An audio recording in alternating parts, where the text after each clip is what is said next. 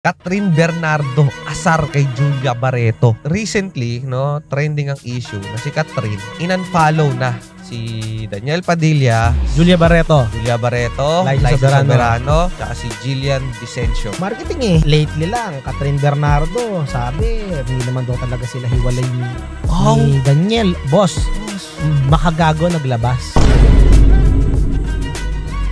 Gaano ba dapat ang kinikita ng isang guy para i-date nung mga magagandang babae niya? 20k to 25k to 50k nagre-range. Yes. Yung income na gusto nila for a guy bago nila i-date. Para ma-offend kayo sa 40k, napakababa ng standards mo. Sa date, una dapat talaga gagastos lalaki. Dapat. Pero kung yung babae, hindi ka mag-o-offer sa first date natin, hindi ka na makakatagal ng second date. Kung hindi ka kumikita ng at least 100,000 a month dito sa Pilipinas, purita ka.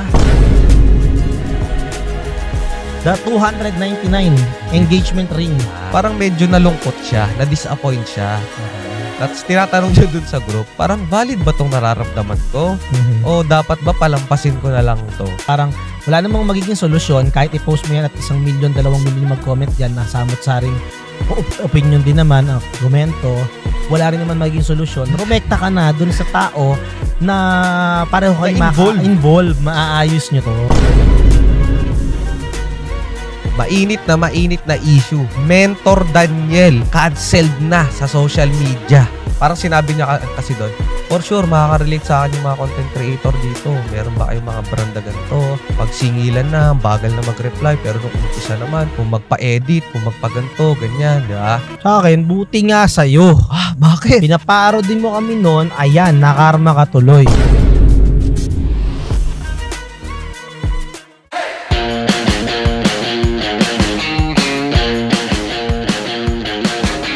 Welcome to Timawa Podcast. Move to your next level from being mediocre to becoming the alpha of your life.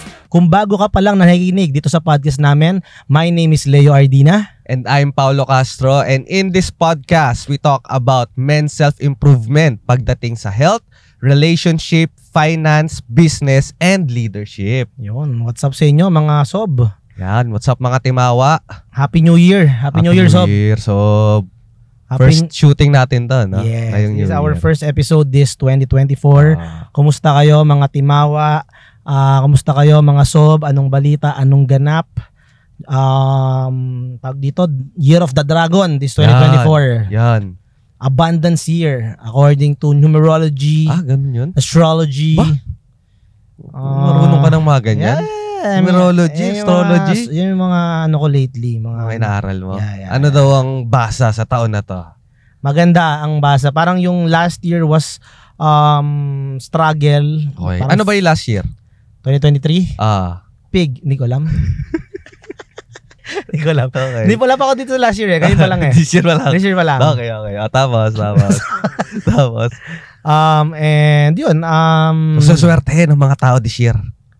Oo. Yun. Ano ngayon? Parang anihan. Yeah. Kasi ako ramdam ko rin last year medyo hindi parang mahigpit. Parang higpit ng pasok ng pera. I'm sure hindi lahat. May mga mag-aangas dyan. Baka yun lang. Di kami na. Hindi ikaw na. Di ikaw na dragon last year pa lang. Pero totoo, parang most of people, hindi lang sa Pilipinas but global, na medyo ramdam.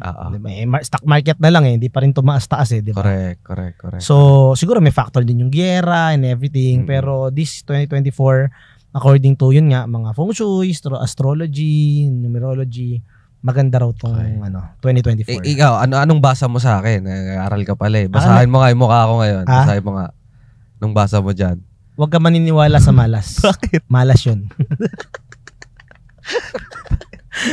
So, what's up sa inyo mga sob? Anong ganap? Anong bago sa iyo ngayon, sob? Ikaw? Okay. Ito sobrang exciting. Ganap? Actually, parang tama yung sinabi mo Based on astrology, numerology. Kasi ganda ng pasok nung taon sa akin. So, siguro meron na akong mga 10 events na nakalatag ngayong buwan Nice. January pa lang yan. Nakakatapos lang natin mag-talk. Itong nakaraan, shoutout sa Cavite State University Indang. Shoutout sa inyo. Sobrang solid nung talk ko sa kanila. Daming magaganap ngayon di ba?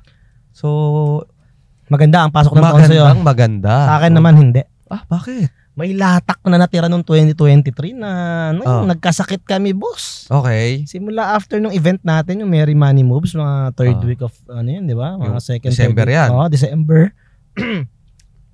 Ay, kasakit kami ng wife ko. Sipon, ubo, lahat, lagnat. Okay. Hanggang hanggang ngayon, medyo medyo meron pang latak-latak may sabit-sabit pa eh. Pero yun, kaya nung pagpasok ko ng taon, nainggit nga ako nainggit ako sa team, sa mga nakikita kong mga palumpaluna. So, syempre, di ba, parang jumpstart yung 2024 pagpasok ng taon. Correct. Ano kanyan kickstart ka dapat di ba? Parang ako, nag-delay ako ng mga almost 2 weeks. Pero ngayon, palumpaluna ako. G-boys na ako. Yun lang, pero may latak-latak pa. Parang siguro feeling ko na purge ako nung Pinurge lang. Correct. So, but right now, na-late lang yung dragon mo. Na-late lang yung dragon. Pero ngayon, palumpalo na. Kasi guys, by the way, meron ako niluluto ngayon. Gagawa ko ng course. Yan. It's a sales course. Planchado na yan. Shooting na lang. Konting polishing. Expect it. Most likely, kung hindi end of January, mga early February, ilo-launch na natin yan. No? At speaking of course, mga sob, meron tayong masterclass na gaganapin, no? The best Pinoy Finance Masterclass ng taon. Yan. Pero hindi to online course, guys, event ito. Event to. It's a one-day masterclass. Correct. About finance, no? So, pera. Titled New Year's Resolution, Achieving Your Financial Goals this 2024. By yours truly, Timawa Podcast. Marami pa tayong ibang kasama dyan, no? Kagaya nino? Coach Kel Josh. Yeah, Kel Josh Napapanood Sherman, nyo yan dito sa TikTok. Si Mark My Finance PH. Papanood nyo rin yan sa TikTok. At may mga online guest tayo, boss. Oo. Sino yung mga yan? Ras Huson, Transformational Coach Ras. Yeah. Hindi online yan, face-to-face yan. Face-to-face yan. Yes, sir. Coach Ras, okay. Yung isang online. Si hopefully, no, tentative, kino-confirm pa natin si Coach Chinky, ang pambansang wealth coach, and hopefully na maplantsa din ang schedule ni Sob Marvin Pabis at ni Sob Franklin Miano. I-invite din natin yan. So abangan nyo guys, kasi abangan nyo rin sila dito sa Timawa Podcast kasi medyo may nag-usap-usap na kami and hopefully na matuloy soon. We're planning na ma-interview natin yan sila Marvin, sila Chinkitan. Hindi na planning yan, naka-schedule na ba? Ito naman spoiler ka naman. Medyo papasabikin mo, kunyari di pa sure Hindi na. Abangan nyo na. Papasiklab kami ngayong taon mga sob. Palumpalo kami ngayon to bring in more values. Maturuan kayo kasi guys, nagbabasa kami ng mga comments, yung mga previous episode namin kay Franklin, kay Don Soriano, nakaka-touch yung mga sobra message nila, lalo na yung mga OFW natin na mga listeners dyan. Nababasa namin mga comments nyo. Pasensya na mga sob kung hindi namin kayo masyadong nare-replyan yung iba. Medyo busy lang po. Medyo ang dami din kasi naming sinasagot. Pero nababasa namin yan. So sobrang nakaka-touch, nakaka-inspire, nakaka-energize, nakaka-motivate gumawa pa ng mga contents. Correct. Hearing from you guys kung ano yung nagiging impact ng mga ginagawa naming content na nai-inspire kayo. May mga nag-comment doon na OFW, na wala ng pag-asa buhay, or nalugi na sa negosyo pero because of watching our episode nabuhayan, no? Oo, nabuhayan, nangarap ulit. So, maraming salamat sa inyo. And I wanna take this opportunity also to thank you guys, no? Kasi ang daming sumusuporta na sa atin simula last year, na monetize na tayo. Correct. Daming nangyari last year, boss Parang feeling ko, kung yung ibang businesses natin apektuhan ng 2023, yung iba naman nag-thrive. Oo, meron. Parang isa gano'n. Isa na to, Timawa Podcast na na-monetize kami, na-introduce kami sa iba't ibang mga influencer, personalities na guest natin, na collab natin to add value to more people. Kaya exciting itong 2024 and asahan nyo, mas gagalingan pa namin, mas sisipagan pa namin at mas lulupitan pa namin yung mga ipoproduce nating mga episode this 2024. So again, January 28, kung gusto mong matuto mo about finances, January 28, guys, kasi kahit anong Year of the Dragon, kung hindi ka marunong kung paano gumawa ng pera, humawak ng pera, mag-manage, mag-invest, magpalago ng pera, mag-protect ng pera, baliwala kahit anong year pa yan dumaan sa'yo, competency-wise mo, kahit year of the year of the golden eggs of the gold of dragon Taurus, kung ano man yan. Kahit ano pa yan. Baliwala yan kung di ka marunong. Kaya, aralin natin yung lahat, i-share namin sa inyo lahat ng knowledge namin about finances. Dito sa New Year's Resolution, how to achieve your financial goal this 2024. January 28, Sunday po yan. Sa 3rd floor, House of Transformation. Sa 3rd floor, Ayala Malls, the 30th, Ortigas, Pasig City. Correct. Magkita-kita tayo dyan. Ang ticket natin ay 1,599. Whole day event na yan, ha? Whole day event na yan. Oo. Pero, meron tayong early bird rate. No? Yan. Para sa lahat ng listeners ng Timawa Podcast. Para sa lahat ng listeners ng Timawa Podcast, first 50 slot, 498 pesos na lang para sa mga early bird. No? So, sulit na sulit yan. Mga sob, magkita-kita tayo dyan. Oo. At let's learn from one another, no, on how we can achieve our financial goal and really thrive, embrace abundance this 2024. Yeah, sabay-sabay tayo. Yumaman, power. Para makapag-register kayo dyan, mga sob, check nyo lang yung description or comment section ng video na to. Click nyo yung link doon and then register to avail the early bird discount. Limited slots lang to, mga sob. We are targeting around 150 to 200. Ang maximum nito 300 participants. Yeah. Nafi-fill up na yung seats ngayon and mag-register ka na para ma-reserve mo na yung slot mo para syempre makasama ka din namin doon, makabanding ka namin doon. And yan. See you there sa January 28, New Year's Resolution. Yan. So, ano nga ba ang pag-uusapan natin sa episode na to, Sob Pao? Eto na nga. Medyo kakaiba to guys na episode na to ha. Correct. First time namin tong gagawin actually. So syempre, nag-innovate tayo guys eh. Parang hindi magsawa pare. Try lang namin no in this episode kasi sanay kayo we are in this podcast parang we are focusing on one topic only no? Yes. So naisip namin why not let's react sa mga viral ngayon or mga pinag-uusapan ngayon na mga issue or mga topics, hot topics, and maybe check kung what can we learn from that specific event or that incident or that topic na para hindi lang man tayo puro chismisan lang dito, di ba? Nag-aano rin tayo, natututo rin tayo sa isa't isa na baka kung sakaling mangyari din sa atin, alam natin ang gagawin. Yeah. Di ba? So may mga magre-react tayo ngayon. So correct. Sa mga trending and viral issues na nangyayari ngayon. So, ang segment na to ay pinamagatang Timawa Reacts. Timawa Reacts. No? So, kung magustuhan nyo tong episode na to, comment kayo na nagustuhan nyo para episode 2 tayo.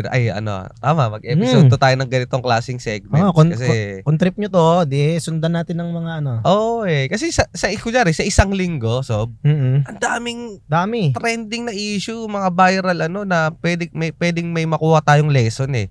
Kaso, sa schedule kasi natin ngayon, ang daming naka-line up na speaker. Hindi na natin matakil lahat. Correct. Kaya ito, isang bagsakan, react tayo dyan lahat. Correct. So, tingnan natin. Kung magustuhan nyo to, itutuloy-tuloy namin. If you want to achieve your financial goals this year, umattend ka na sa one-day masterclass namin called New Year's Resolution. Dito, ituturo namin kung paano ma-compute at paghandaan ng retirement mo, mga magagandang pagkakitaan ngayong 2024, at mga tamang way ng pagpapalago at pag-i-invest ng pera. Magkita-kita tayo ngayong January 28, Sunday, 9 a.m. to 5 p.m. sa House of Transformation, 3rd floor, Ayala Malls, the 30th, Ortigas, Pasig City. Ticket price is 4,999 pesos, pero 90% discount para sa unang 50 na magre-register at magbabayad. Early bird rate is 499 pesos only. See you!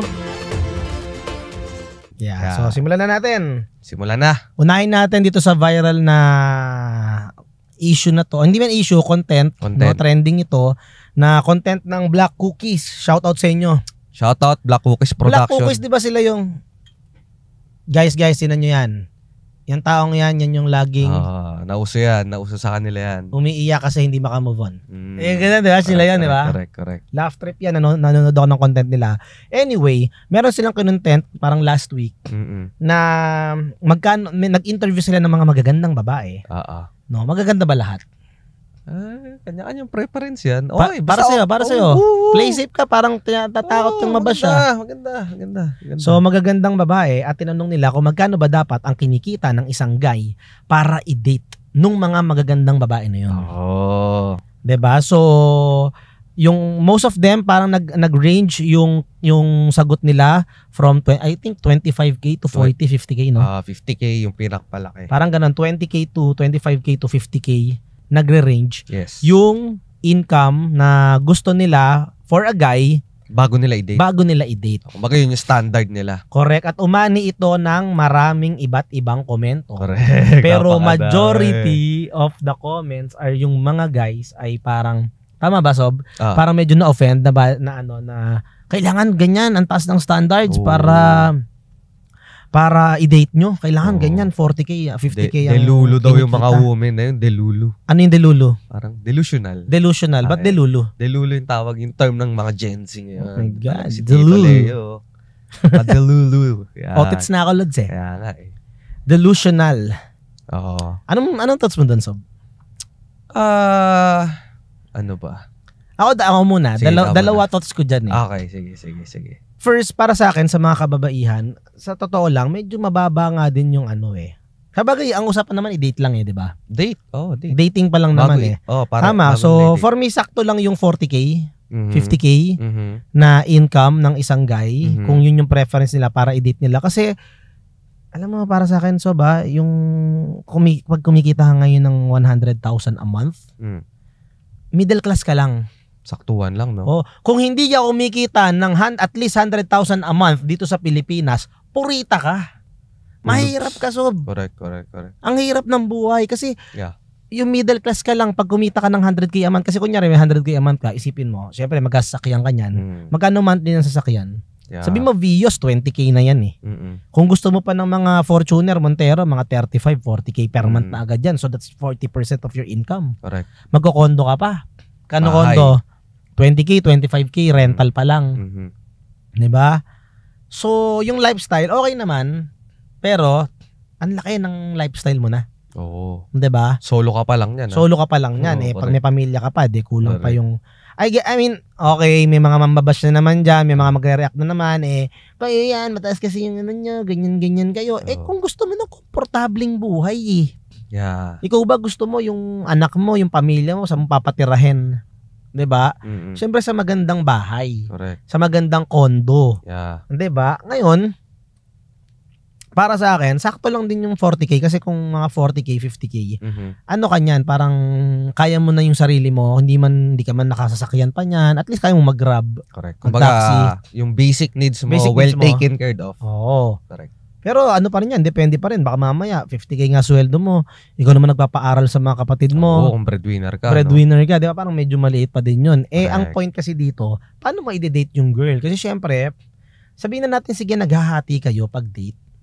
Di ba? Pero, sa mga una-una niyan, syempre, pag unahang ligawan, dapat sagot ng lalaki yan. Syempre naman. Kayong mga lalaki, mga kalalaki yan, huwag kayong na equality. Unang date, unang 2-3 date. Matik yan. Parang nga sa akin, hanggat di pa kayo. Sagot mo. The only time na maghahati kayo, kung kayo na. Unless otherwise siguro nag-insist si girl na talagang pinipilit niya na hati tayo. Yeah.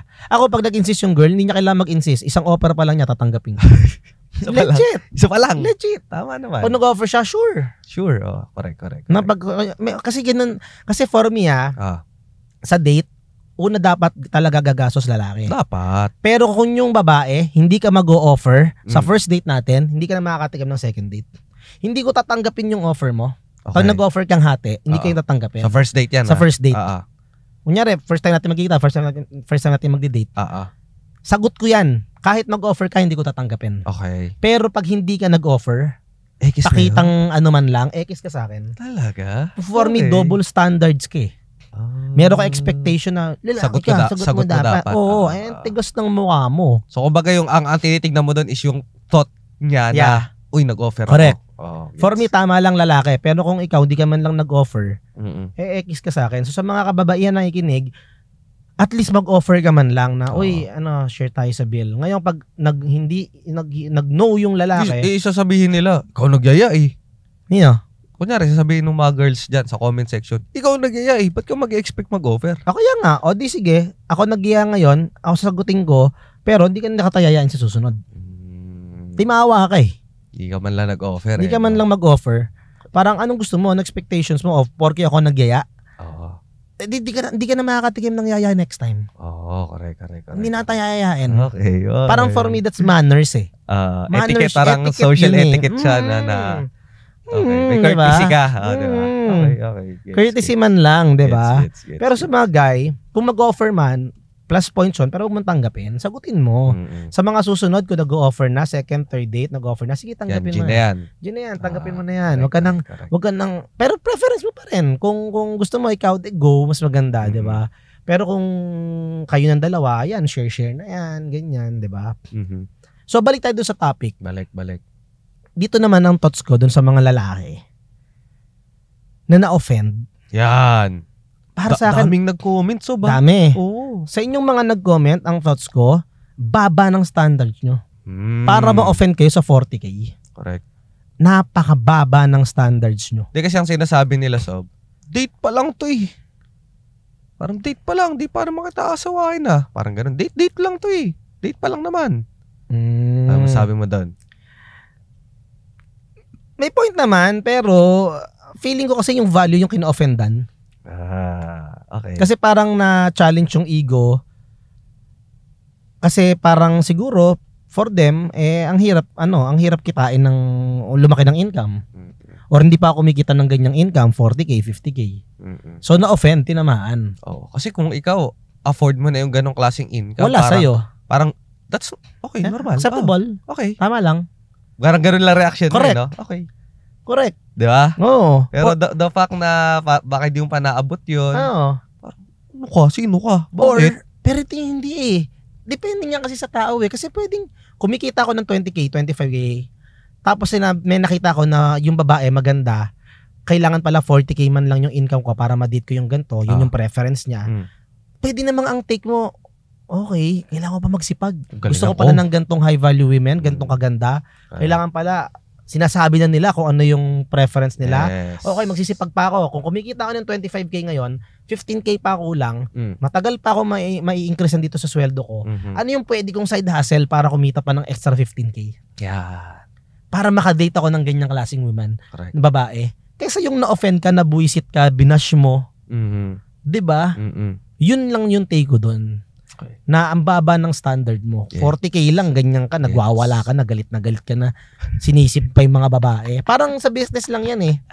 Nag-feedback sa'yo yung customer, na-offend ka. Na-bad trip ka pa? Oo, na-bad trip ka pa. Binibigay na nga sa'yo yung solusyon. Sinasabi na nga sa'yo kung anong kailangan mo para mabili yung produkto mo. Correct. Tas galit ka pa, lapok ka. Lapok agad? Lapok ka.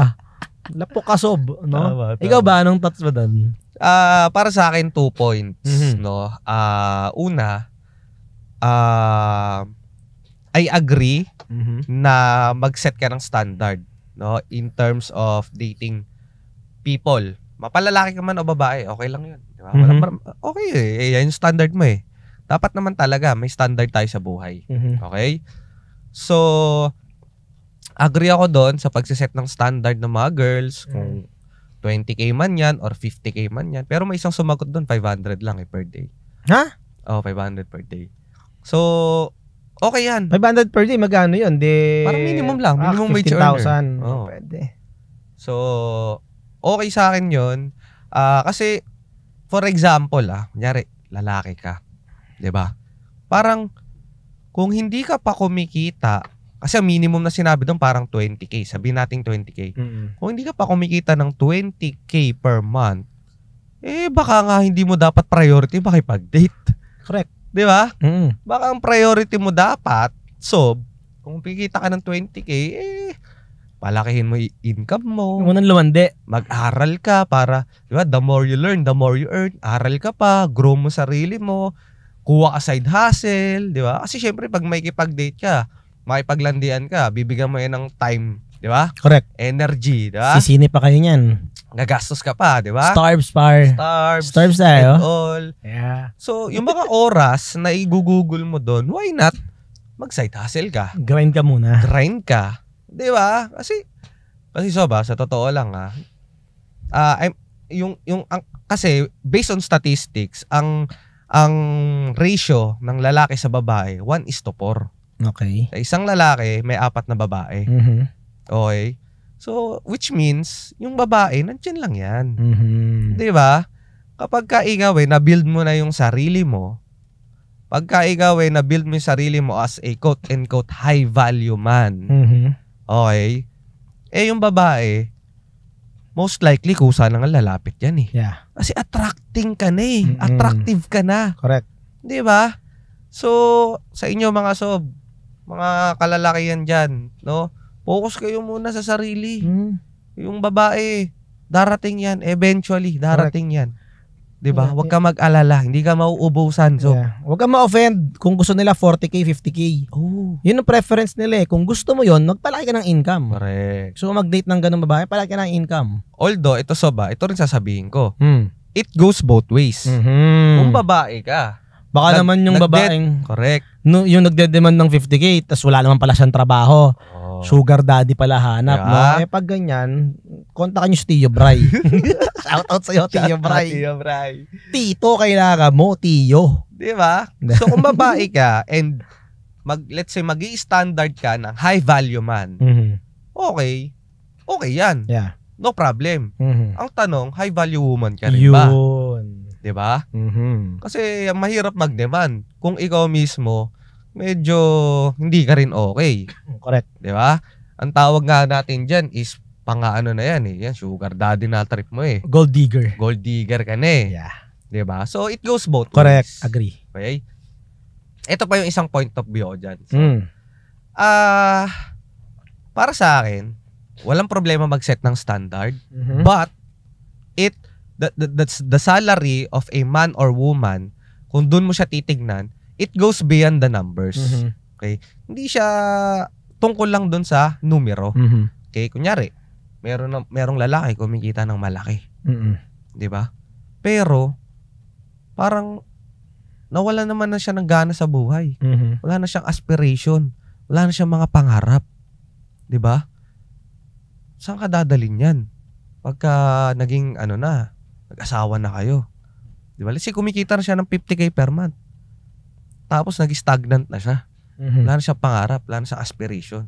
Versus may lalaki, let's say kumikita pa lang ng minimumers, daming pangarap sa buhay, daming gustong makamit, 'di ba? It's just that maybe breadwinner siya, maybe nagsisimula pa lang, 'di ba? Marami tayong nakitang istoryang ganyan, Yeah. Manny Pacquiao, alam mo 'yon? Correct. So, pero more than the current income, tingnan mo kung ano yung pangarap ng tao. Kung yun. nangangarap ba yan, may diskarte ba sa buhay, values niya. Yeah, agree. Di ba? Kung ganyang klaseng lalaki naman yan, talagang kahit mga 15-20K pa lang yan from now, pwede mong sugalan. Alam mo, parang pwede ko tong I'll bet on this guy. Correct. Diba? Kesa 50K nga yung sinusweldo, tas parang, diba, pangat naman yung values or wala na, goods na ako dito. Correct. Diba? So, agree ako doon. Yan yung dalawang masasabi ko dyan sa issue na yan. Yeah. So kayo mga sob, anong thoughts nyo dyan? Comment nyo naman sa comment section kung anong masasabi nyo sa issue na yan para binabasa namin lahat ng comments nyo, guys. Aside sa pagiging host ng Timawa Podcast, our main source of income is being an investment consultant in the finance industry. Kung gusto mo ng side hustle at maging part ng organization namin, click the link in the bio of our TikTok profile at mag-register sa career opportunity and side hustle. We are excited to see you and become part of our organization. Second issue, the 299 engagement ring. Yan. No, so Anong anong storya ba niyan, sob? Hindi kasi, merong isang babae no, na nag-post sa isang Facebook group na sabi niya na nag-propose nga sa kanya yung jowa niya. Okay. Tapos, pero, na-search niya kasi sa Shopee yung singsing na binigay. 299 lang pala. So, parang medyo nalungkot siya, na-disappoint siya. Okay. That's tinatanong niya dun sa group. Parang valid ba tong nararamdaman ko? O dapat ba palampasin ko na lang to? Kasi, alam mo yon, parang ganun eh. So nagtatanong siya doon sa group na yon. Kasi, na-disappoint siya, na-frustrate siya, na ganun lang yung price nung binigay na ring sa kanya. So, tinatanong niya doon kung valid daw ba yung nararamdaman niya or dapat ba palampasin niya na lang to. Ganun. Yun yung issue na yan. Yeah. Ikaw ba? Anong thoughts mo doon? First, everything is, for me, dapat hindi out of context. Okay. Okay? Ibig sabihin, okay, for me, it's not about the value of the engagement ring. Okay. Walang ano yan. Kasi parang para sa akin, ano ba munang trabaho nung guy? Yun. Magkano ba munang kinikita niya? Correct. 'Di ba? Kasi kung kumikita siya ng sabi natin minimum wage earner, yun lang yung kaya niya eh. Oo. 299 wedding engagement ring kasi nag-iipon pa siya pampakasal. Baka meron pa siyang pinag-aaral na kapatid, magulang na binubuhay, pinapagamot na someone na mahal niya sa buhay, 'di ba? So for me, hindi siya dapat maging sukatan ng pagmamahal, Yun. 'di ba? Kuha mo. Ng isang lalaki. However, etong take ko dyan. Okay. Well, hindi ko pa rin alam ang context kasi hindi ko man sila kilala personally. Tumitingin lang ako sa ibang lente, sa ibang lens. For me, the fact na si girl pumalag. Dun sa Kung 299. matinong tao siya, let's put it this way. Let's assume na matinong tao tong babae. Okay. The fact na pumalag siya at medyo na-off siya, baka naman alam niyang kaya pa nung guy ng mas mahal or mas maayos-ayos na engagement ring kumpara sa binigay sa kanya. Kaya siya nagkakaganyan. Okay. And baka naman ang dahilan nung guy kaya ganun lang kaliit ganun yung binigay niyang ring is because of walang taste. Walang class. Cheap yung guy. Okay. Diba? Okay. Baka cheap yung guy eh. Okay. Baka walang nanay, kapatid na babae na nagtuturo sa kanya. Tayo mga lalaki, timawa tayo eh. Timawa. Yung mga, sa totoo lang ha. Yung mga ganyang hindi natin napaprocess ng maigi. Hindi lahat guys. Hindi lahat. Pero most of men. Most of guys, including us. Yes. Including me. Medyo timawa kami sa ganyan. Oo. Medyo timawa kami sa ganyan, yung mga ano ba dapat magandang iregalo, yung Correct. taste ba? Do ako, masasabi ko may taste naman ako kahit paano kasi nag-guide ako ng mami ko, ng ate ko, 'di ba? Pero most of guys, you have to understand, girls, women, most of guys hindi yan guided. Oo. So, Hindi masyado tinitignan no? Oo. Pero again, the fact na pumalag si babae, ibig sabihin, feeling ko, kung matino siyang tao, baka naman alam niya kasi yung capabilities ng guy financially, tas wala lang taste. Okay. Baka dun siya nabuisit. Okay. So for me, ang advice ko sa mga kalalakihan, pagdating sa mga bagay na to guys, kailangan din kasi medyo may bagsakan ka dito eh. Hingi ka advice. Oo, hingi ka advice. Correct, Hanap ka ng lalo na pagdating sa mga ganyan. Kunyari, ako nung yung bumili ako ng engagement ring, hingi ako ng advice dyan sa mga kaibigan kong babaeng kasal na or engaged na. Correct. 500,000 din ginastos mo doon, no? Hindi naman. Napakalaki ng ng mura na discount ko dyan. Dahil sa mga tropa ko sa Dubai, shoutout sa iyo Ana Ofresio, Harry Ofresio, mga tropa yan, shoutout from sa Dubai kasi sa Dubai boss yung mga diamonds napakamura. Correct. At the same time nung nabili ko, parang ewan ko kung Black Friday sale yun. At the same time yung sister-in-law ng best friend ko, alahera, so nagtatrabaho sa jewelry shop, meron pa siyang additional parang 45% discount. Tiyempo, Napakalaki ng na-discount ko as in. Solid. Na for the quality of that engagement ring. So, yun. So, kayo mga guys, yung mga ganyang bagay, hanap kayo ng wag bara-bara. Correct. Wag bara-bara kasi ako I'm looking at that angle na baka naman hindi naman matapobre yung babae or ingrata. 'Di ba? Baka naman alam niya lang talaga yung capability ng guy. Tapos alam niyang hindi yun yung deserve niya at alam niyang hindi lang yung financial capability ng guy, kaya siya nagrarant ngayon dun sa post niya. Correct. Yun yung take ko dyan. Ikaw ba? Well, kung titignan ko siya sa lens ng kunyari, ang lens ko pangmadlang people, di ba? Parang nakikita ko siya as, ano ba naman yan? Pinost pa nung girl? Parang ganon na parang iniisip ko, dapat pa bang i-post ng girl yung ganong klaseng issue? Hindi ba siya parang too personal na? Or gusto niya lang makakuha ng opinion ng ibang tao? Or gusto niya bang makakuha ng simpatya ng ibang tao? Parang alam mo yun, na bakit mo ipopost? Hindi, anonymous naman eh. Kaya nga eh. Bakit mo siya ipopost? Nangingi ka ng input kung tama ba to. Kasi nga na-confuse siya bigla. Ingrata ba ako? Ungrateful ba ako? O may katuwiran ba tong nararamdaman ko eh. Pinost niya yan dun sa yung kila... Yung sa... Richard, dun eh. So parang ako, gets to yung girl. Hindi kausapin niya na lang yung jowa niya. Tanong niya. Hindi nga siya sure kung mali siya eh. Siyempre boss, bias yung lalaki sa kanya. For sure. Oh. Hindi siya dapat dun magtanong. Pwede pa sa mga friends niya. Nanay niya, magulang niya. Ayun. Baka wala siyang maasahang ganun. Kaya siya nagtatanong dito kila na mas wiser sa pera. Feeling ko ganun. But anyway, sige, kung anong tuloy mo lang. Hindi, yun nga. Parang kasi, kunyari, attention seeker yung girl, parang ganun point mo. Hindi attention seeker eh. Kasi Okay. kunyari, pinost mo yun doon. So, yung magko-comment doon, halo-halo din. Correct. Which means, kung ano man yung bias niya before niya i-post yung comment na yun, nagsisik na lang siya ng validation. Nagigets mo? Kasi may mag-a-agree doon. Merong hindi mag-a-agree doon. Saan ka lugar, no? 'Di ba? Kunyari tayo, 'di ba? May mga nag-a-agree, may mga hindi nag-a-agree. Well, nagigets ko naman, gusto niyang marinig yung opinion ng madlang people. Pero para sa akin, kung anong nararamdaman mo, valid 'yan. Maybe kausapin mo na lang yung jowa mo at maging honest ka dun sa nararamdaman mo. Kasi kung totoong nagmamahalan naman talaga kayo, explain mo sa kanya. Kung na-off ka man, maintindihan niya naman siguro. Siya tanungin mo. Oo, siya na tanungin mo. Oo nga, no? Rumekta ka na. Ano ba? No offense ha, pero nakita ko kasi ito sa Shopee, 299.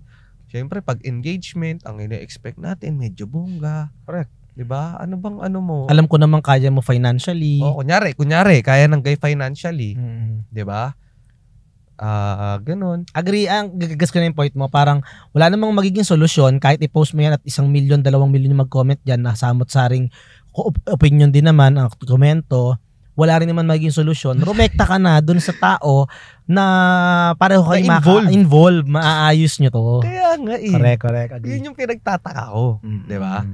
But, okay, sige. Yun yung kasi nga conspiracy dyan, si Maricar Reyes lang pala yun. Gumagawa lang ng... Gogi, shoutout. Hindi, joke lang. Joke lang po. Joke lang po. Okay. Utan lakas dun, boss Tapos, eto. So, yun yung una kong naisip nung nabasa ko yan. And then, number 2, yun nga, bukod sa mga points na nabanggit mo, ano ba? Feeling ko kasi, okay? Kasi nitong mga nakaraang months and years sa social media, nauso kasi yung boss. Ano? Yung binibidyoan na yung mga wedding proposal. 'Di ba? Tagal na yan. Hindi, I mean, binibidyoan, tas pinopost sa social media, tas nagba-viral, nagte-trending. Alin kung paano nag-propose? Oo, hindi. Tagal na yan eh. Hindi. Kunyari sila John Prats, trending na yun nung araw pa. Hindi, I mean, nung mga celebrity. Celebrity. Pero ito, ngayon kahit sino na. Yung mga normal na tao, parang pinopost na nila to, nag-propose, ganyan. Tapos, siyempre, congratulations. Kahit sino nagpo-propose, basta, di ba nga, yung kay shoutout kay tropa natin, si Franz Edolmo. Na yan, na... Nag-viral yung kanya? Gagi. Napunta sa mga news, yan. Inan-follow ko kasi yan, babad trip kasi ako dyan. Babad trip ka dyan? Oo, babad trip ako dyan. Shoutout mo. Joke lang, nag-viral mahal news. natin yan. Talaga ba? Sa mga Philippine star ngayon, dami siya, pinicture siya sa kung saan. What? Ibig mo, shout out Franz and Micaela Star. Congrats sa inyo. So parang siguro, feeling ko, dahil nauuso sa social media yung ganon, natadagdagan niya yung expectations ng mga babae na, alam mo yun, na engagement yan eh.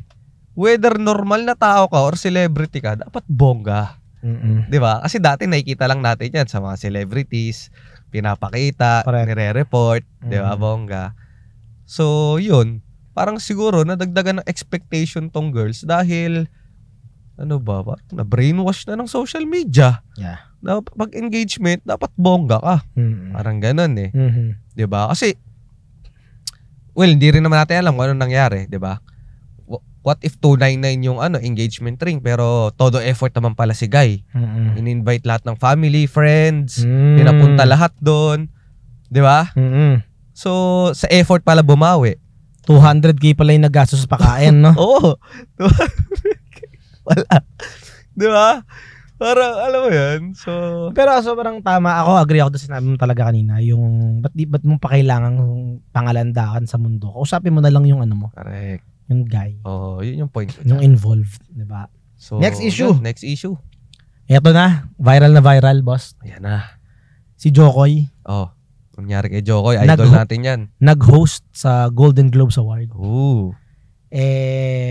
Palyado. Naka.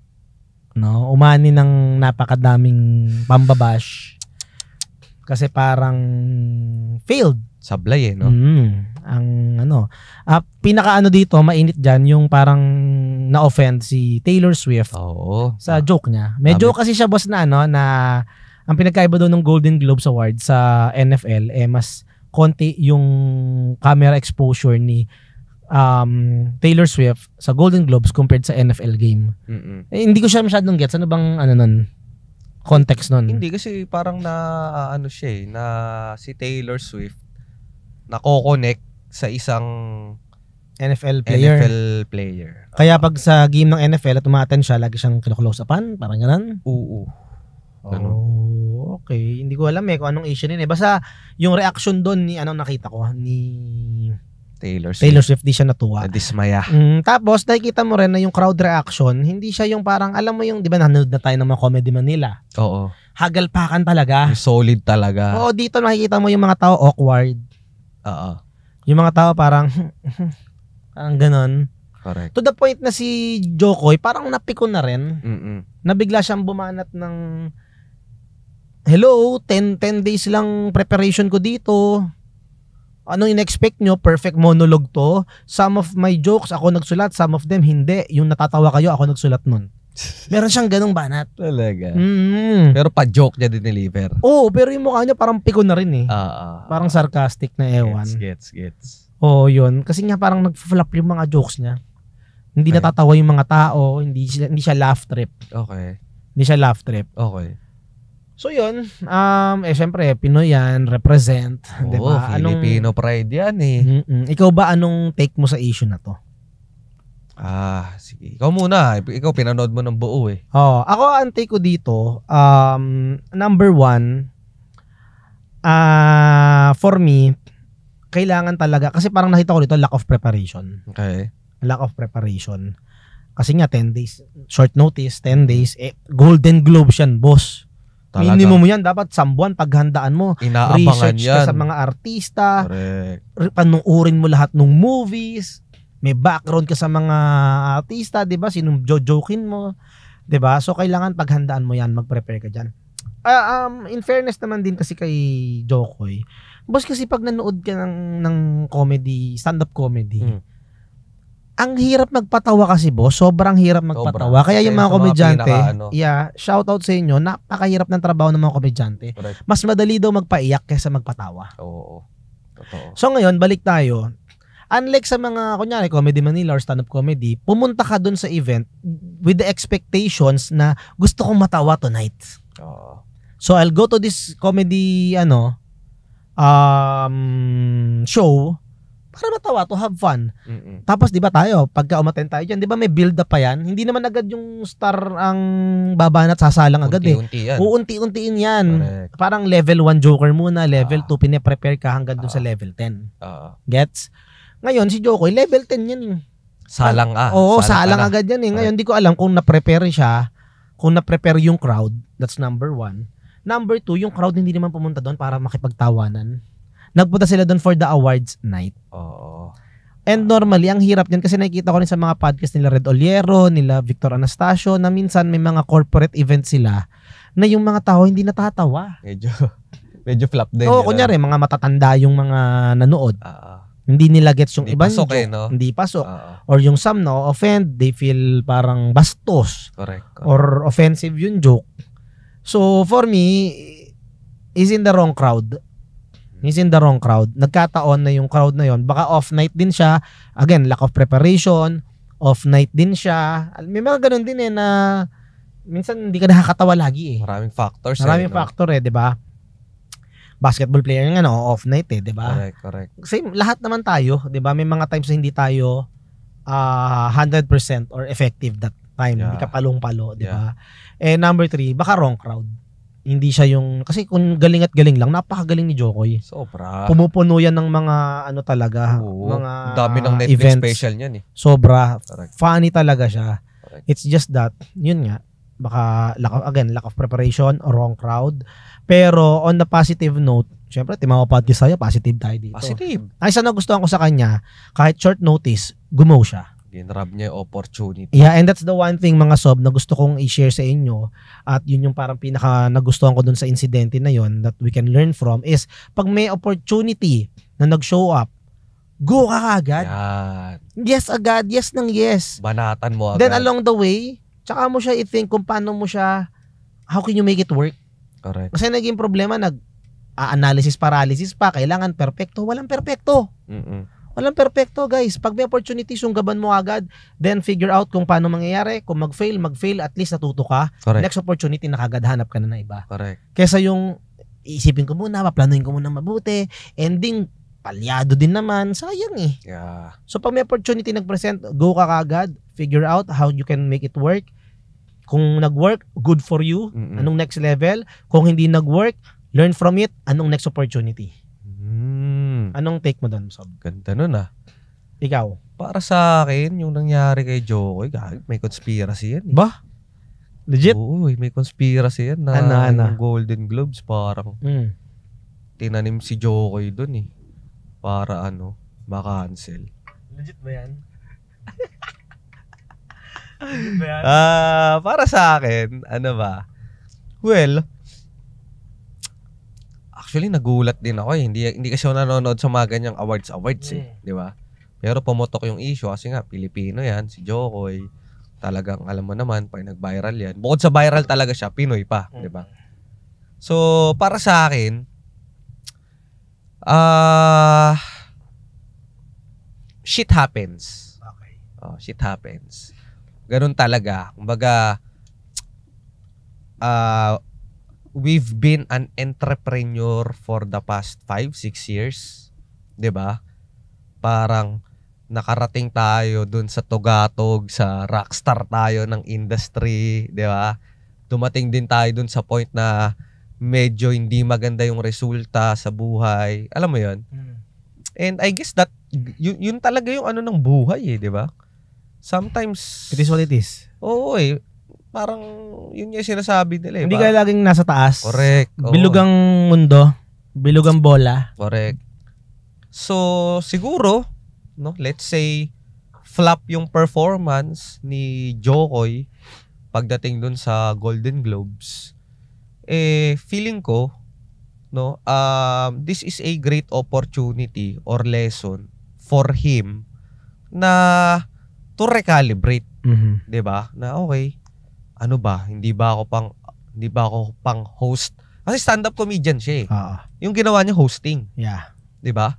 So hindi ba ako pang host? May mga kailangan ba akong i-adjust pag host? May mga event ba akong kailangan tanggihan? Oo Kasi boss, masingit ko lang Medyo same dito sa nangyari kay Tito Mikey Shoutout sa Tito Mikey.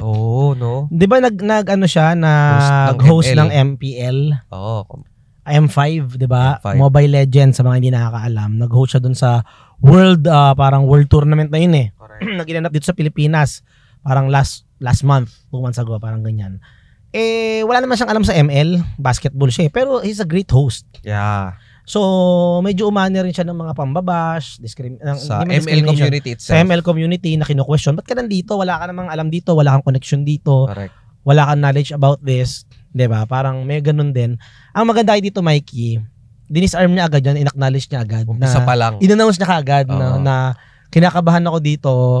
Hindi ko to linya, hindi ko to teritoryo, pero sana maging maganda yung kalalabasan dahil ibibigay ko yung best ko. Correct. Kaya shoutout sa iyo, Tito Mikey. Shoutout Episode 2 natin, Tito Mikey.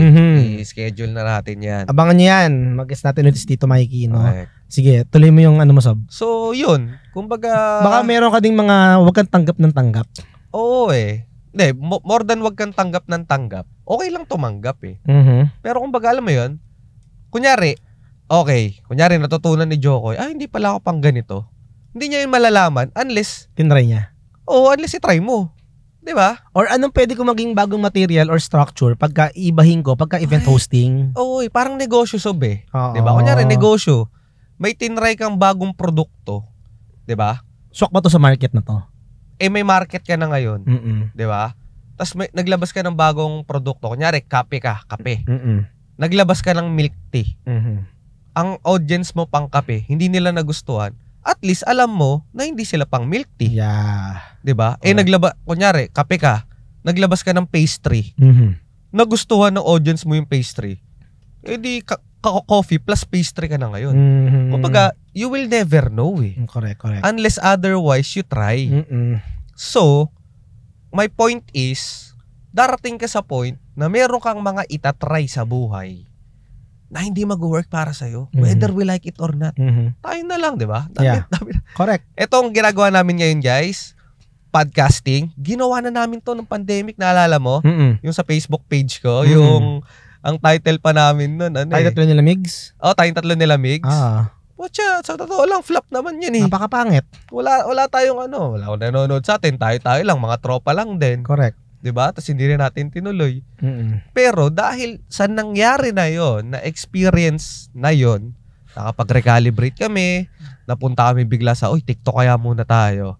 Short form kaya muna tayo. Hanggang sa nahon namin yung skills, hanggang sa bumalik ulit kami dito sa podcasting. Huwag tayong lumayo. Yung 4 na host pala, hindi effective. Tinanggal namin yung 2. Ngayon, medyo okay na-monetize, gumaganda na yung views. Joke lang. Love you. Joms and Sob Jeric. Miss natin yung mga yan. So yun, tama yun. Diba? Calibrate lang. Correct. Learn from it. Diba? Adjust. Tsaka ang balita ko naman, Sob, may nakita ko isang post na yung views nung Golden Globes na yon is up by 50%. So parang sabi niya doon, maybe Jokoy still has the last laugh. Kasi mas mataas pa rin naman yung views niya compared sa 2023 na Golden Globes Award. Last year ba yung sinampal ni Will Smith yan? Oo, si Chris Rock, di ba? Chris Rock. Golden Globes din yan? Parang. Hindi ko sure pero parang. Artista kasi ito mga to. Hindi mo alam kung malay mo, ito conspiracy ko dyan. Uy. Set up lang din yan, yung na-offend si Taylor Swift para lang mag-viral. Para mapag-usapan. Oo. Conspiracy ko lang kasi boss, lately nung napupunta na tayo dito sa influencer ganyan. Parang nakikita ko na expose na ako sa kanila na sometimes 'di ba na gawa-gawa lang kunyari Rendon Labador. Kinancel daw yung Facebook, gawa-gawa lang pala. 'Di ba na marketing strategy lang. Okay. 'Di ba? Marketing Rendon, strategy. open kami kung gusto mo magsalita. Yan naman lang mga conspiracy lang. 'Di ba? So, marketing Marketing. Tama. Lately lang, Catherine Bernardo, sabi, hindi naman daw talaga sila hiwalay ni Daniel. Boss, makagago naglabas. Sabi? Na nag-followan na ulit sila ni Daniel. Or si Daniel yata, binura na yung post niya about kay Catherine. Boss, matindi ang ang fandom ni Catherine matindi ang binabagsak mo. Pero boss, sige, ito, hindi ko to sinasabi for me, na sa akin nang galing sinasabi ko si Makagago. Available yung live stream niya dyan. Panoorin nyo. Minamarites ko lang sa inyo. Minamarites ko lang, hindi ko sinabing tama, totoo. Ano sabi? Yun nga, sinabi ni Makagago na para lang umingay ulit? Oo, parang ganun, parang may comeback movie pala. At sinasabi niya, naintindihan naman daw niya kung ginagawa nga yun ng mga influencer, gawain din yun ng mga celebrity. Marketing lang. Correct. I don't know strategy lang. I don't know kung totoo or what. Again, minamarites ko lang yan. Pero speaking of Catherine Bernardo, diba? Gusto ko sa'yo. Speaking of Catherine Bernardo, eto, fact. Okay. Legit diba? yan. Legit yan. Okay, anong nangyari? Ikaw magsabi, sa'yo ko lang nabalitaan So, naging issue, boss. Nagulat din ako kasi iba talaga yung mga Pinoy eh. No? May pagka-investigador ang dating eh. Oo, no? No, parang recently, no, trending ang issue na si Catherine in-unfollow na si Daniel Padilla and 3 other celebrities. Julia Barreto, Liza Soberano, tsaka si Jillian Vicencio, tama ba? No, familiar sa kanya eh. So naging naging trending topic siya na bakit naman unfollow si Catherine? Tsaka bakit nadama yung mga ibang tao? Ano nila nalalaman na ina-unfollow? Para maging sa Instagram. Punta ka kunyari kay Catherine. Tapos click mo yung yung following. Tapos makakapag-search ka kasi doon. So kunyari, search kita kung pina-follow ka ba ni Catherine. Pinoy walang magawa eh, no? Talagang pinaglaanan pa ng oras yun eh, no? Correct. Anyway, ano ngayon? Anong point mo ngayon? Anong thoughts mo dyan? Kasi ginagawa nilang issue eh, na nang unfollow daw si Catherine eh. Sige, hindi na tayo dito sa issue na marketing lang to. Ang basehan ko dito, kung totoong nag-break na sila ngayon. Okay. For me, tama lang yon na i-eliminate mo lahat ng... Bakit? Ito bang mga taga lang muna pala? Sila, ano bang common kay Liza, Julia, paano siya? Jillian, ano bang mga close friend ba yan ni Daniel? Hindi ko rin sure eh. Siguro. Ba't natin pinag-uusapan to kung di tayo sure? Hindi, yun yung yun yung nakita sa social media eh. Yun yung pinag-uusapan ngayon. Yun ba? Na bakit hindi ako masyadong familiar bakit kasi. Bakit in-unfriend yung mga pero yan? Anong thoughts mo sa pag-unfollow? Kasi ang ngayon, ang issue is yung pag-unfollow niya. Hindi, sige, mag-a-assume na lang ako na kaya niya to in-unfollow kasi close friend to ni Daniel. Okay. Kung yun yung dahilan niya, for me, tama lang yun. Kasi parang you don't wanna be reminded by people or maybe things or lugar. Ako ganyan na, meron akong iniiwasang lugar sa Manila. Wag na natin sabihin kung saan. Bakit? Kasi marami akong memories na hindi maganda doon sa lugar na yun. Na pag napapadaan ako doon, it brings back the feeling of sadness. So, iniiwasan kong daanan yung lugar na yan. May ermita. Hindi, dito dyan. Kasi nakasaksi Elsa. Hindi, basta. Sige, okay. So, kung may mga tao na nagre-remind sa'yo, bagay, lugar, pagkain, na nagre-remind sa'yo of that person, of that negative feeling, okay lang na i-eliminate mo yun. At i-let go mo yun para hindi na siya nati-trigger. Correct. No, ako na lang sa ngayon, hindi nang pagkakamali ko, pero dahil sa ginawa ni Catherine, na-remind ako, so gagawin ko na rin yun. Ano? Mga sob, na-hack ang Facebook page. Nakakalungkot man, pero last December, bago magpasko, na-hack yung Facebook page ko. Bakit? Basta na-hack. Paano na-hack? Nagagalit na naman. Relax. Timo, napag-uusapan kasi. Relax. Bubuisit na naman ako. Okay. Basta na-hack yung Facebook page ko. Meron isang... Nag-click ka kasi ng mga prawn. Hindi, may kinlik ako isang link na nagpapanggap na Meta to verify ganyan na hacker pala. Hacker pala yun. Nakuha niya yung account ko, yung page ko, wala na akong access. Though yung personal profile ko, nasalba ko naman, pero yung page hindi na. So ngayon, tuwing nakikita ko yung, hindi ko pa siya ina-unfollow yung page ko. Kasi naghahanap pa ako na magre-recover. Okay. Yes. May mga nag-volunteer naman pero parang overrated, overpriced. Parang hindi naman worth it. So ayoko. So baka may mga nanonood sa Timao Podcast na kayang mag-recover. Baka naman. Tulungan nyo naman si Sobleo. Tulungan naman natin, guys. Comment kayo dyan. Ayoko na. Kung ayaw ma-recover, diwag. Okay. I-report na lang natin. I-report kung ganyan. natin. Kasi nakikita ko yung mga post. Wala ka kwenta yung mga post. Tapos ang daming views. Namamonetize pa. Alam mo, ngayon kakamonetize ko lang nung November, boss. Tapos December, biglang ganon. Actually, for me, ano lang naman, parang madali ko naman yung maibalik. Parang, sige, gets ko na. Parang mag-content na lang ako ulit. Ang nakakabuisit lang, yung pangalan ko, may gumagamit. Nagagamit Nagagamit. Kaya kung may mga nag-chat sa inyo na Leo Ardina, guys, never ako nag-chat na ako yung nauna. Oh, ganun? Never. Tapos mag-aalok ka ng investment or Gcash or hindi po ako yan. So, ayoko lang na may scam pa yun, yung taong yun.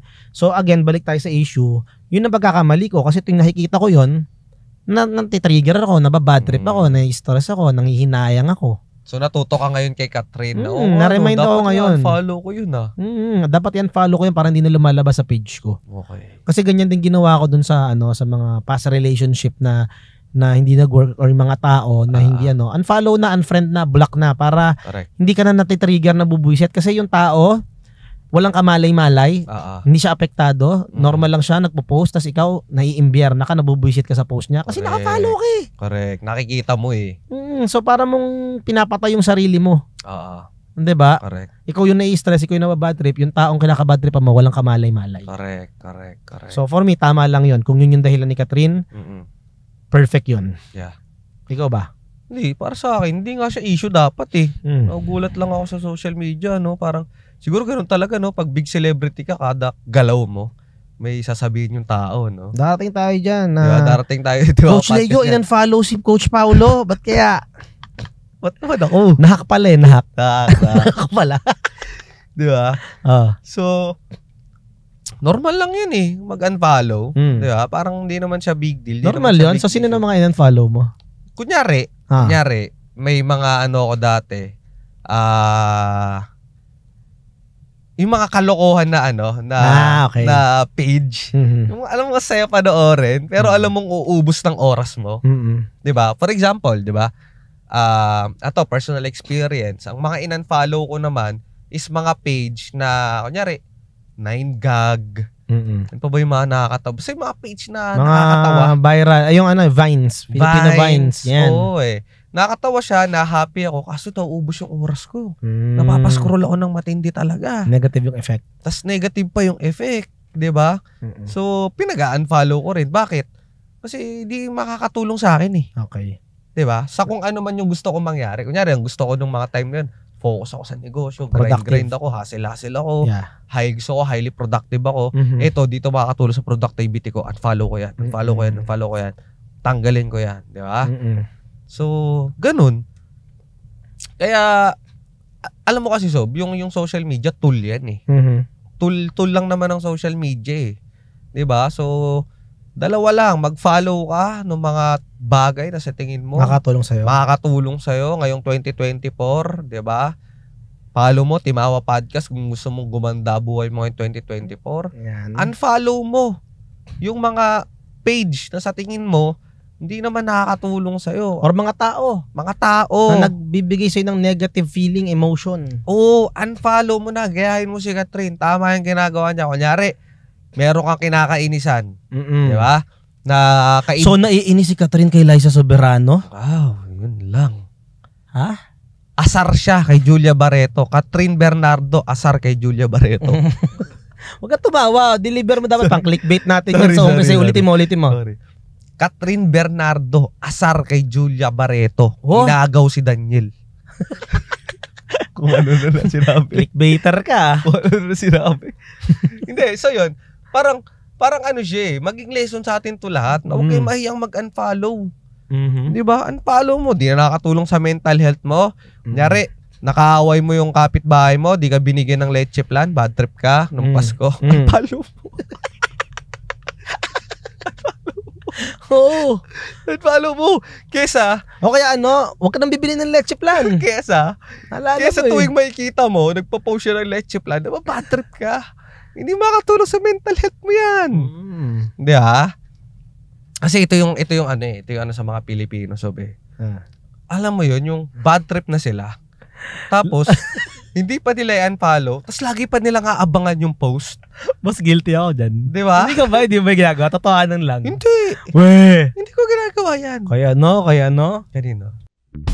If you want to learn more how to manage your finances well and start investing to grow your money, punta ka lang sa aming TikTok channel at Timawa Podcast and then click the link in our bio, tap mo tong free financial and investment consultation, register to this form, and then wait for the call of our team para ma-schedule namin yung free consultation mo. Be more responsible with your finances with Timawa Podcast. So, yun. Pagka meron kayong D-trip sa buhay nyo, unfollow nyo, okay lang yan. Yan ang isang habit na gawin natin ngayong 2023. Yeah, i-wipe out. 2024 na pala, sorry. Yeah, i-wipe out nyo lahat ng mga hindi nakakatulong. Wipe out mo. Sa growth nyo. Correct. Speaking of wipe. Ayan na.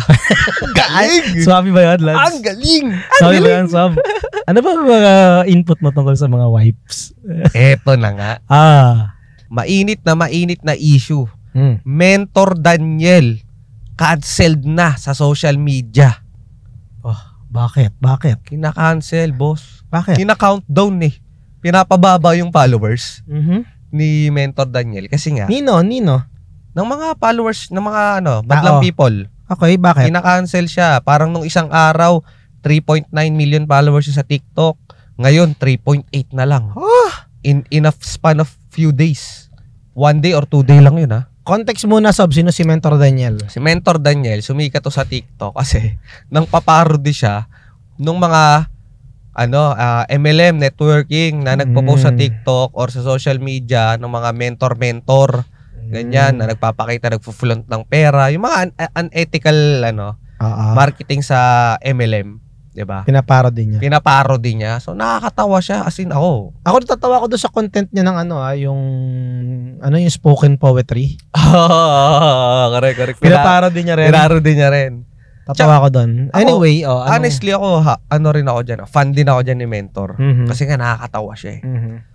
Kung di ako nagkamali, na-stitch nga niya yung isa kong content about mentorship. Niloko ka na networker ka daw? Hindi naman. Parang may content ako doon, importance of mentorship. Ba't ba siya importante? So parang tinag niya lang. Ganun.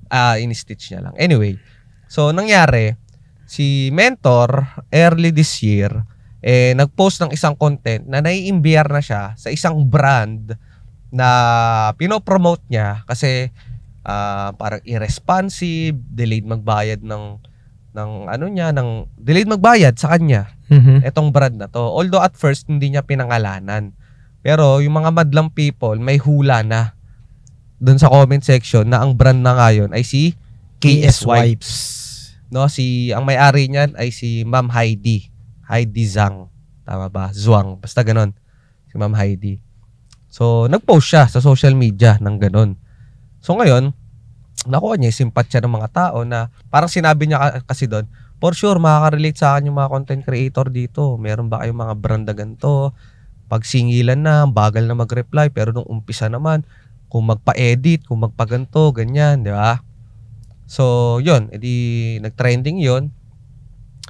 Tapos, syempre, nakuha niya yung simpatsya ng mga tao. And then, recently, parang this past 3 days ago or 4 days ago, si Ma'am Heidi ng KS Wipes nag-post na nung in-explain niya yung side niya. Eto malupit. So, lahat ng resibo, in-screenshot doon. Lahat ng usapan nila ni Mentor Daniel na nakita doon na di naman pala delayed magbayad. Na nakita doon na parang sobrang demanding naman pala ni Mentor. Kasi may pagkakamali, si Ma'am Heidi, humihingi naman ng dispensa, si Mentor, grabe rumatarat pa rin ng chat. Parang ganun. Kasi holiday naman, di niya man lang mapagbigyan yung mga tao at siyang makuha yung pera niya, yung commission niya. So, ganun. Ngayon, ito si Mentor, after ilabas ni Ma'am Heidi yung kanyang side, sinasabi ng mga tao, bait-baitan na si Mentor ngayon. Humingi siya ng tawad na syunga-syunga ako, may content siyang gano'n eh, syunga-syunga ako, pasensya na kayo, nagkakamali talaga ako, pero hindi ko kinukuha simpatsya nyo. Nagkamali talaga ako. Gawa gano'n na si Mentor ngayon. Tapos naglalabas na siya ng mga parody video ulit ng mga masaya-masaya, nakakatawa. So parang sinasabi ng tao, gusto mo lang tabunan yung issue, ganyan-ganyan. Yan yung nangyari. Ano bang thoughts mo dyan? So muna. So, ako, sa akin, buti nga sa'yo. Bakit? Pinaparody mo kami noon, ayan, nakarma ka tuloy. Na-stitch ka ba dyan? Na-stitch ka ba dyan? Hindi. Pero may mga nanggagago sa akin dati na napagkakamalan tuloy na networker ako kasi nagko-content din ako about importance of mentorship. Tapos tinatag nila si Daniel. Oo, di ba? Yung mga content natin, tinatag. Pero hindi, nothing against Daniel. Hindi yan. Tatatawa ako dyan. Pinapanood ko yan. Biro lang. Ako din. Anong thoughts mo? Anong thoughts ko dyan? Number 1, sobrang powerful ng social media. Grabe ang kapangyarihan ng social media. So, eto pa, yung mga nanonood na madlang people, yung mga netizens sa social media, diba? Ano tawag sa kanila? ano rin tamang balimbing din. Bakit? Siguro kasi, sa explanation ni Mentor Daniel, side niya lang na-explain niya. Tapos nung naglabas... So, nasa kanya yung simpatya nung una. Nasa kanya yung simpatya nung naglabas din si Ma'am Heidi ng video na may kasamang mga resibo. Na-reverse. Na-reverse card naman, na Uno card ngayon, di ba? Tamang lipat naman ngayon kay kay Ma'am Heidi yung simpatya ng tao. So, alam mo yun, ganun ka-powerful ngayon. So, ang social media. Yeah. Ganun ka-powerful ang mga influencer.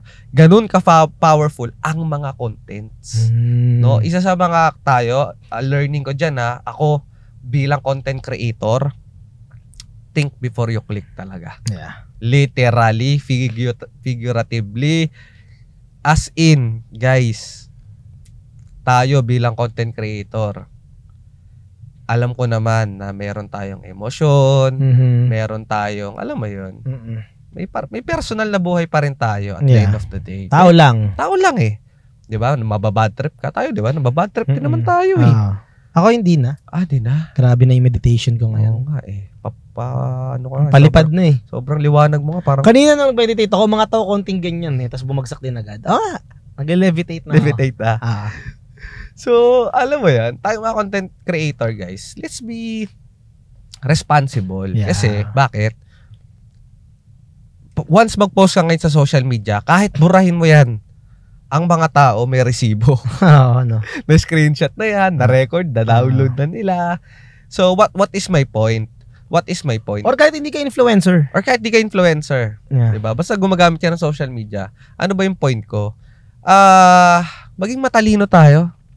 Maging matalino tayo bago tayo mag-post ng kahit ano sa social media. Nauso na to dating noon nung laganap yung mga fake news, 'di ba? So, ngayon, this time around, kung dati maging ano tayo, vigilant tayo pagdating sa fake news, ngayon, maging vigilant din tayo sa pagpo-post natin ng mga reaction natin sa buhay, like yun nga, nangyari nga kay Mentor Daniel na inaamin niya naman na nagkamali siya. Actually, si Ma'am Heidi may pinost din siya na inaamin niya na nagkamali din siya na pinost niya yon. Alam mo yon, parang mag-ingat tayo sa pagpo-post ng kung ano-ano sa social media. Number 2 na natutunan ko dyan is communication. Yeah. Feeling ko yun lang punot dulo nun na hindi nasabi nung side ni Ma'am Heidi na mag-holiday break sila ng ganitong araw. Si Mentor Daniel, parang nag-e-expect siya na kahit 29, 30, 31, replyan nyo ako, mag-ano kayo sa akin, magtrabaho kayo, asikasuhin nyo ako. Kasi nga, di siya naabisuhan. So, alam mo yun, tapos nadala na ng bugso ng damdamin, napapost sa social media, hanggang sa lumaki na yung issue. Diba? Kasi sayang ang ganda ng partnership nila kasi, parang nakita ko doon, so grabe pala ang commission sa mga ganyan. Uy, kano? Nakita ko parang sa pinost ni Ma'am Heidi, ang estimated commission sa KS Wipe or combination na nung dalawang product na pinopromote niya sa isang buwan, parang 70,000. Commission pa lang. Oo, parang hindi na yun yung peak niya. Hindi na yun yung pick niya. Paano pa nung pick niya nung kasigatan nung KSY? Ma'am Heidi, kung naghahanap po kayo ng content creator, influencer, na gusto nyong makatulong sa brand nyo, open po ang Timawa Podcast. Gusto nyo po, habang nagpa-podcast kami, nililinis ko po to ng wipes. Gagawin mo yun? Gagawin ko yun. Opo, ma'am. Ma'am Heidi. Ma'am Heidi, open po kami. Opo. Contact lang po tayo. No? Ako naman, ang thoughts ko dito, boss,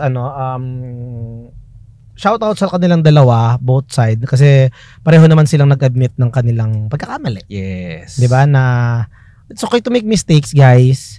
Ang importante, pag nagkamali ka, i-admit mo. Hindi yung nagkamali ka na, galit ka pa, naghahanap ka pa ng masisisi. 'Di ba? For me, ikaw pa yung mayabang. Ikaw pa yung galit. No, matuto tayo, lahat tayo nagkakamali. Correct. No, wala akong judgment doon sa dalawa. Kung may miscom sila, may misunderstanding, kung nagawa man nila yon, bugso ng damdamin, naiintindihan ko. Ang may judgment ako doon sa mga nagko-condemn, nagko-comment na kaya mo lang niyang ginagawa, babait-baitan ka kasi ganyan. Umamin na nga yung tao, nagpakumbaba na nga, nagsorry na nga, inamin na nga yung pagkakamali niya, ibabaon mo pa. Ano pa bang gusto mo? Ano pa bang gusto mo? Sasabihan mo pa na kaya lang ganyan, kaya lang ganto. Nagkamali na nga, umamin na nga eh. Maraming ganyan tao Mm-mm. na nagsorry ka na. Paano kaya tuloy yung mga iba, ano na eh, yung parang hindi na lang magsusorry kasi Kaya mo na, may masasabi din naman sila. Oo, parang ganun diba? na lang eh. Diba? Parang hindi ka ba nagkakamali buong buhay mo? Diba? Umami na nga yung tao, nagpakumbaba, nagsorry. Oo, no. Diba? Nag-humble down, tapos Shit. igaganunin mo pa. Correct. Wag naman. Diba? So, lahat tayo nagkakamali. Okay yan, inamin mo, nagsorry ka, nagpakumbaba ka, move on. Correct. Learn from that mistake and move on. Oo. Diba? So, yun yung take ko dyan. Kasi ano so ba ang pangbabash? Kahit kunyari sabihin natin, tayo nababash na tayo eh, di ba?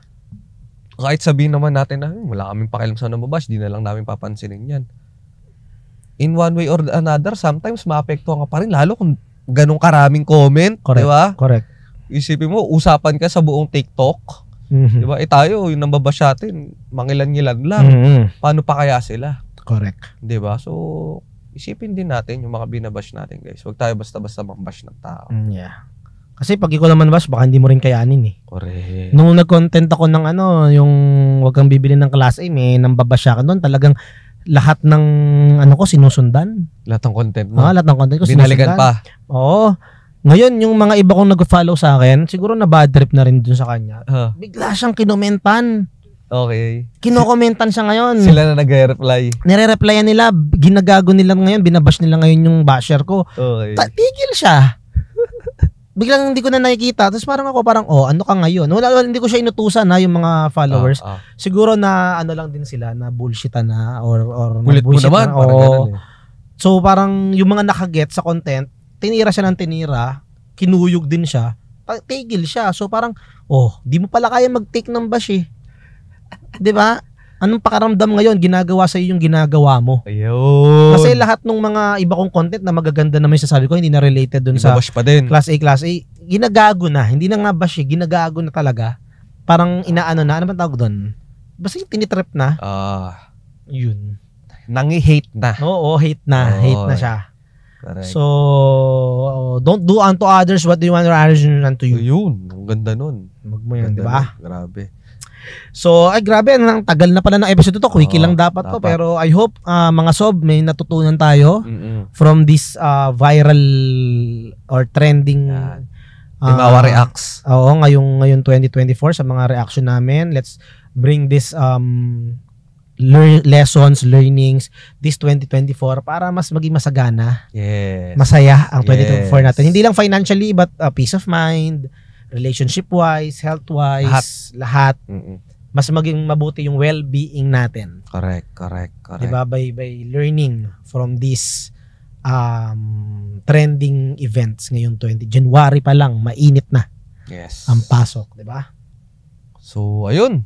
So again guys, maraming salamat for listening, for supporting us. Asahan nyo, again, mas marami pa kaming ilalabas na episodes dito sa Timawa Podcast na makakatulong sa ating lahat na mas maging maunlad, mayaman, successful this 2024. Yes, sir. So again, maraming salamat. Kita-kita tayo ulit sa next episodes ng Timawa Podcast.